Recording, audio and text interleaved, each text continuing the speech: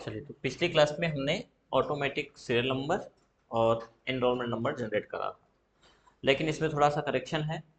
Correction है कि इसमें डी तो कोर्स का लिखा आ रहा है, ईयर ठीक है 25, JAN ना होकर के हम सिर्फ जे रखें, 2 लेटर, और इसी प्रकार जुलाई का JU रखें।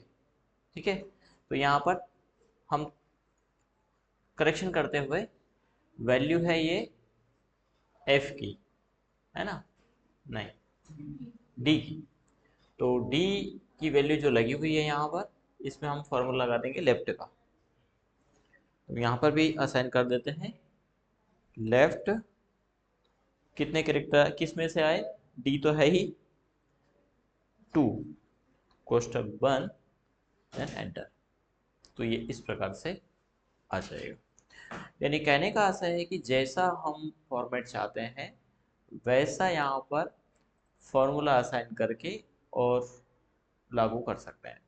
यदि अब यहाँ पर जुलाई सेशन के लिए एडमिशन हुआ है, ईयर 25 में ही हुआ है, कोर्स सपोज करिए कि टैली के लिए हुआ है, तो यहाँ पर आ जाएगा T25JU3।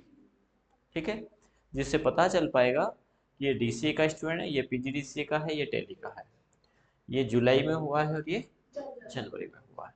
ठीक है, वैसे जब हम कोर्स की लिस्ट यहाँ पर रखेंगे तो DCA का पूरा डेटा एक साथ रखेंगे, PGDCA का डेटा एक साथ रखेंगे। फिलहाल के लिए अभी हमने मिक्स यहाँ पर रख रखा है। अब आता है इनका फीस, जिसमें हमारा एडमिशन है, एग्ज़ाम है, एग्ज़ाम 2 है। लेकिन इसके पहले हम थोड़ा सा इसमें करेक्शन करेंगे कि टोटल फीस को हम पहले रख लें कि टोटल टोटल कोर्स फीस भी ना रख करके हम कह देंगे इसको कोर्स फीस। तो यहाँ पर एक कॉलम इंसर्ट करने के लिए राइट क्लिक करिएगा, इंसर्ट पे जाइएगा और एंटर कॉलम को क्लिक कर दीजिएगा। एक कॉलम हमें मिल गया है और इस कॉलम का हम दे देंगे course under score fees. Space ना देते हुए आप अंडर स्कोर का इस्तेमाल करें, ज़्यादा ठीक रहेगा, आगे एरर्स नहीं आएंगे। ठीक है, और यहाँ पर हम फीस चाहते हैं कोर्स की, और जो कोर्स की फीस चाहते हैं वो हम ऑटोमेटिक चाहते हैं कि जो भी कोर्स हो उसकी फीस यहाँ पर ऑटोमेटिक आ जाए। अब आए कहाँ से, तो एक सीट इंसर्ट कर लेना है और इस सीट का नाम हम दे देते हैं कोर्स फीस या फीस स्ट्रक्चर, जैसा भी आपको देना चाहे।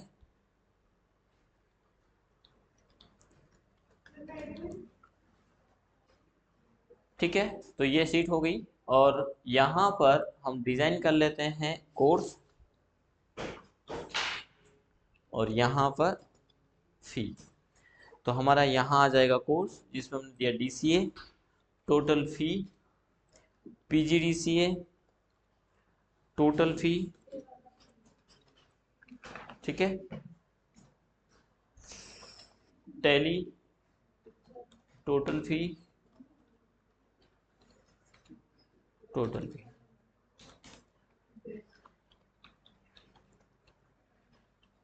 जो भी फीस होगी वो हम यहाँ पर डालते हैं। तो ये एक अन्य सीट पर हमारा फीस स्ट्रक्चर है और हम यहाँ पर कोर्स की फीस उस कोर्स के आधार पर चाहते हैं। DCA कोर्स है तो उसकी फीस यहाँ पर चाहते हैं। तो इसके लिए फॉर्मूला हम यूज़ करेंगे वी लुकअप का। वी यानी वर्टिकल लुकअप। ठीक है, 24 में तो एक्स लुकअप भी आ गया है, पर फिलहाल अभी हम वी लुकअप को समझेंगे। तो वी लुकअप यानी यहाँ कॉलम है और इसके आगे की वैल्यू, पीछे की वैल्यू नहीं लौटा रहा है। यानी ये फील्ड है तो इसके आगे जो भी वैल्यू है 16,000 कॉलम में, उसमें से किसी भी कॉलम की वैल्यू आप एक्सेस कर सकते हैं। पहले हम यहीं पर इसको फॉर्मूले को यूज़ करके देखते हैं। तो इसके लिए हमने लगाया equal V lookup. V lookup VL type करेंगे तो खुद ही आ जाएगा। लुकअप के लिए टैब बटन प्रेस कर दीजिए, यानी नॉर्मल क्या होता है आप पूरा टाइप करते हैं, उसकी जगह आप कितने क्या गया VL टाइप क्या आ गया, लुकअप टैब बटन प्रेस कर दीजिए तो ये ऑटोमेटिक सेलेक्ट कर लेगा। इसके बाद बोल रहा है लुकअप वैल्यू, आप वैल्यू किसकी ढूंढना चाहते हैं। तो हमने यहाँ अपना कोई कोर्स टाइप कर रखा है इसमें C9 में, कॉमा, टेबल अरे, टेबल का सिलेक्शन पूछ रहा है कि आपकी टेबल बताइए जिसमें से आप वैल्यू लेना चाहते हैं। तो चूंकि हमारा फर्स्ट कॉलम ये रहेगा फील्ड, तो हम यहीं से सेलेक्ट करेंगे इसको, ठीक है। कहाँ तक, तो जितना हमारा टेबल है उतना पूरा, इस प्रकार से। यहाँ थोड़ा सा मिस्टेक हो गया है, ध्यान रखिएगा, क्योंकि मल्टीपल सिलेक्शन हो गया था। तो D1 से E6, D हमारा कॉलम है 1 से E, और इसमें एंडिंग मान है हमारा 6, इसलिए D6 हो गया। कॉमा लगाएंगे, कॉलम इंडेक्स नंबर। अब यहाँ पर जहाँ से सिलेक्ट किया वहाँ से कॉलम काउंट करना। यहाँ भी कॉलम है, लेकिन ये कॉलम काउंट ना करते हुए हम कहाँ से करेंगे, जो हमारा सिलेक्ट एरिया है। तो ये कॉलम 1 हो गया और ये हो गया 2। तो हमें वैल्यू किसकी चाहिए, 1 की या 2 की? तो हमें वैल्यू चाहिए 2 की, यानी ये कोर्स है उसकी फीस चाहिए। तो हम कॉलम इंडेक्स नंबर देंगे यहाँ पर 2,0, कोष्टक बंद करेंगे, देन एंटर करेंगे। अभी लौटाया इसने हैज ना, ठीक है, क्योंकि वैल्यू फाइंड नहीं हो रही, क्योंकि यहाँ पर वैल्यू है ही नहीं। यदि हमने यहाँ पर टाइप किया DCA, तो ये फीस दिखाएगा DCA की टोटल 12,500। यदि यहाँ पर हमने दिया PGDCA, तो ये PGDCA की फीस दिखाएगा। यदि यहाँ पर हमने दिया CPCT, तो CPCT। अब ये फॉर्मूला हमने यहीं पर यूज़ किया है, इसका चाहे तो आप पिक ले सकते हैं। फॉर्मूला भी लिखा है, C9 क्या है, वैल्यू जो फाइंड करना है, D1 से D क्या है, ये टेबल अरे है, कॉलम इंडेक्स नंबर है, एग्जैक्ट वैल्यू के लिए हम, या 2 होता है 0 और 1, अभी आप 0 डिफाइन करिए, ठीक। इसका पहले प्रैक्टिकल करना, डायरेक्ट फाइंडिंग नहीं करना है, स्टेप बाय स्टेप हमें करना है, ठीक है ना। तो यहाँ पर हमने वी लुकअप का एक बेसिक देखा। अब यही फॉर्मूला हम चाहते तो है, यहाँ हमारा कोई मन सेंस नहीं है, हम कहाँ चाहते हैं वैल्यू, यहाँ पर, ठीक है। तो यहाँ पर क्या साइन करना है, इक्वल वी लुकअप। अब लुकअप वैल्यू पूछ रहा है कि किसके लुकअप करना है, तो हमने कहा इसकी यानी F2 की, जिसमें हमारा कोर्स है। F2 की वैल्यू कॉमा, टेबल अरे कहाँ है, तो पहले तो टेबल अरे वही था, अब हमारा दूसरी सीट पे, तो इस सीट को सिलेक्ट करो, सीट को भी सिलेक्ट करना पड़ेगा पहले। सीट ओपन हो गई, इसके बाद यहाँ से सिलेक्ट करना स्टार्ट करें। यदि आप चाहते हैं कि बाद में हम और भी कोर्स डालें, तो आप एक साथ सिलेक्ट कर सकते हैं, ठीक है। तो D1 से E7 तक हो गया, कॉमा लगाएंगे, कॉमा लगाते ही देखेंगे यहाँ पहले हाईलाइट हो रहा था लुकअप, कॉमा लगाते ही टेबल अरे, कॉमा लगाते ही कॉलम इंडेक्स नंबर। तो हम कॉलम इंडेक्स नंबर देंगे 2 क्यों दिया है, क्योंकि हमारी वैल्यू दूसरे में, तीसरा चौथा पांचवा कोई सा भी हो सकता है, पर यदि और वैल्यू होगी तो फिर मल्टीपल सिलेक्ट करेंगे। अभी हमने सेलेक्ट किया है D1 से E तक, आगे यदि अन्य फील्ड होगी तो हम सिलेक्ट करेंगे D से तो K L M N जो भी है। इसके बाद कॉमा लगाएंगे, कॉमा लगाते ही लुकअप रेंज में ये पूछ रहा है अप्रोक्स मैच करें या एग्जैक्ट मैच करें, तो हम यहाँ पर कोड यूज करेंगे 0 और 1। अभी हम करेंगे अप्रोक्स मैच करें, कोष्टक बंद करेंगे, देन एंटर करेंगे। तो यहाँ पर वैल्यू ऑटोमेटिक फाइन होकर के आ गई है 12,500। यदि यहाँ PGDC होता, यदि आपने कोर्स इनका चेंज कर दिया, PGDC है तो ऑटोमेटिक। अब क्या हम हर स्टूडेंट के लिए सब बार बार फॉर्मूला लगाएं, ना जी ना, हमें इस फॉर्मूले को सभी पर अप्लाई कर देना है।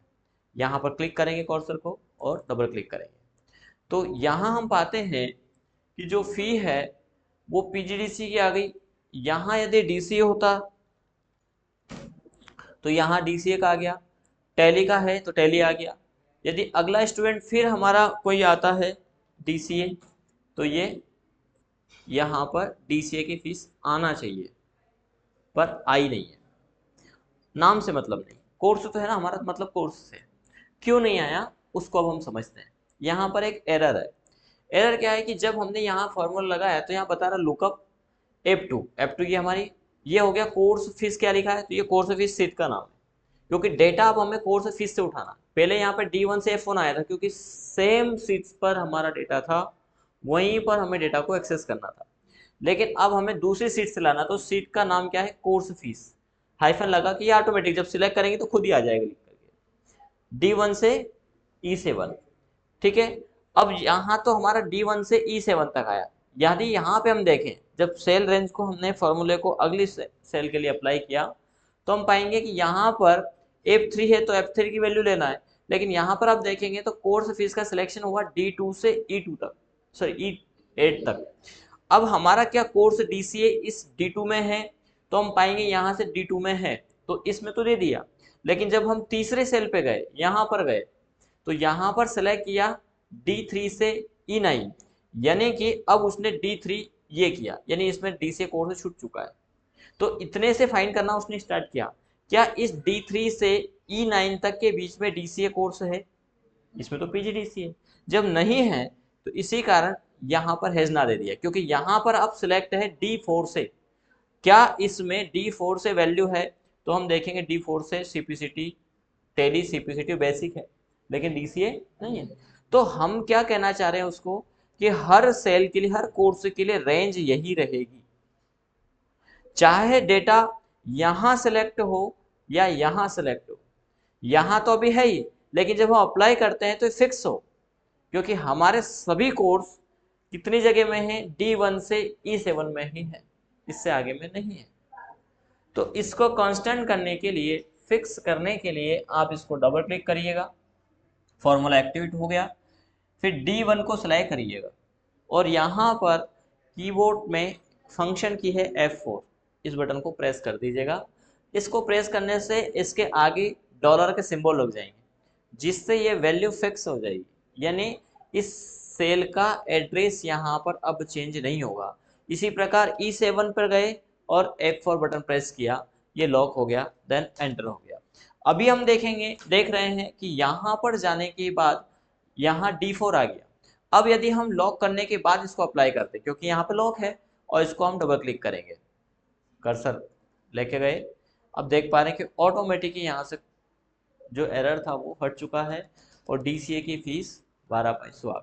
साथ ही साथ आप एक और चेंजेस देखेंगे कि जब आप इसको सिलेक्ट करेंगे तो फॉर्मूले के आगे देखेंगे D1 से ये वैल्यू तो चेंज हो रही है, क्योंकि यहाँ पर F5 को देखना है, लेकिन यहाँ पर ये फिक्स है। यदि इसको फिक्स कर, कई मामले ऐसे भी आएंगे कि जब हमें इसको फिक्स करना हो, यानी जिस सेल को हमें यहाँ पर लॉक करना हो, कांस्टेंट करना हो, उस स्थिति में हम F4 बटन का इस्तेमाल करेंगे, तो ये लॉक हो जाएगा। अब यहाँ क्या होगा कि अगले कोर्स को जैसे ही आपने, या अगले एडमिशन आपने लिया, जैसे सपोज करें कि यहाँ से हमने एक न्यू एडमिशन डाला मोहन, ठीक है, सेशन हमने डाला जनवरी, ईयर हमने डाला 25, कोर्स तो हमने डिफाइन किया ही था। फिर अगले पर आए हमने यहाँ पर अगला स्टूडेंट डाला, यहाँ पर डाला हमने बेसिक, आप पाएंगे फीस ऑटोमेटिक आ गई, ठीक है, इनरोलमेंट नंबर, सीरियल नंबर सब ऑटोमेटिक आ गया। लेकिन जहां पर वैल्यू नहीं है वहां पर हैज ना देगा। हैज ना और हैज वैल्यू में अंतर है, जब वैल्यू फाइंड नहीं होती है तब हैज वैल्यू आएगा, और जब दिया ही नहीं गया है कि लुकअप करना है, ब्लैंक का है, तो हैज ना आएगा। तो हैज ना आ रहा मतलब कि उसकी लुकअप वैल्यू हमने डिफाइन नहीं की है। तो डिफाइन कब करते हैं, जब हमारा एडिशन होता है, जब एडिशन हुआ ही नहीं है तो डिफाइन करने का मन सेंस नहीं आता। तो हम चाहते हैं कि ऐसी स्थिति न आए, इसके लिए जो हमने यहाँ पर फॉर्मूला लगा, पहले आप इस को लगा के देखिएगा, वी लुकअप को, इसका आप पिक ले सकते हैं, ठीक है।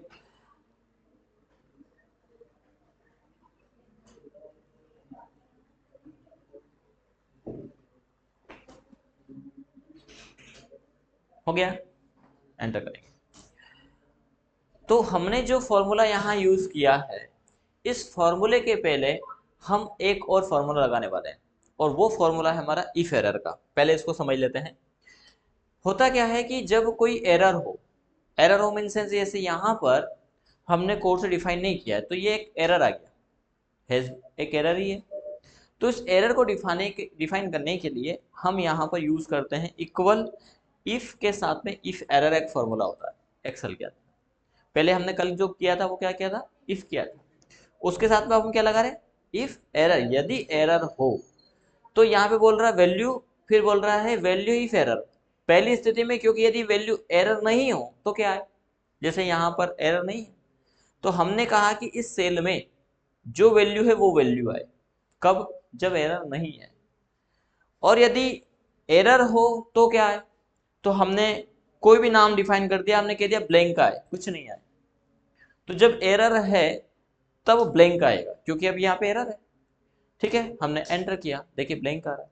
लेकिन यदि यहाँ पर एरर नहीं होता, सपोज करिए कि यहाँ पर हमने डीसी डिफाइन किया होता, तो एरर है क्या यहाँ पे?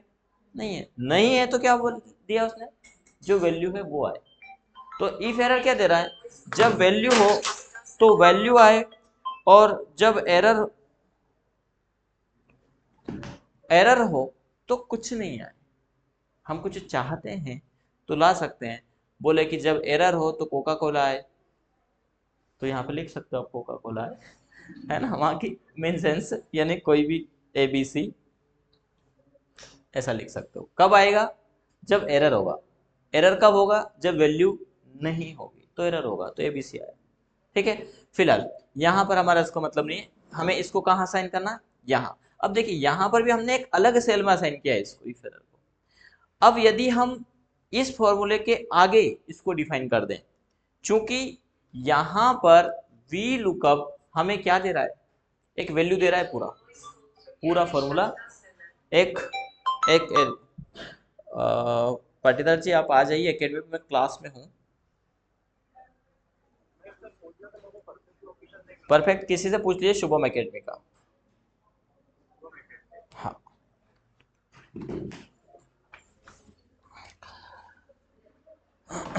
तो यहाँ एक पूरा फॉर्मूला है, और ये पूरा फॉर्मूला मिल करके हमें एक वैल्यू दे रहा है।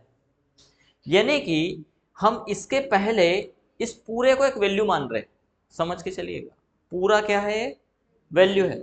तो हमने यहां पर असाइन किया इफ एरर देन वैल्यू, तो इस पूरे की एक वैल्यू हो गई। यानी कि इस पूरे फॉर्मूले के बाद हमें क्या लगाना है, कॉमा।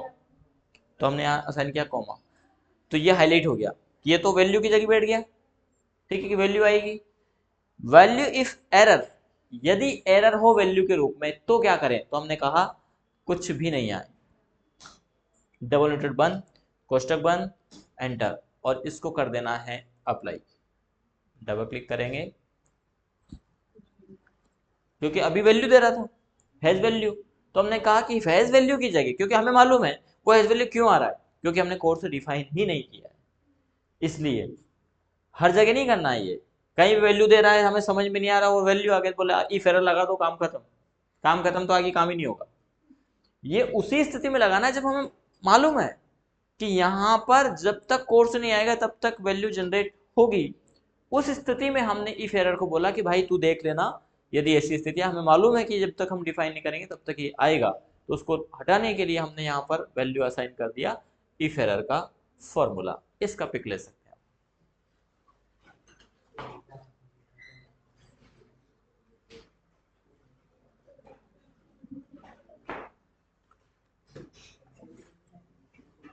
ठीक, आज के लिए इतना ही।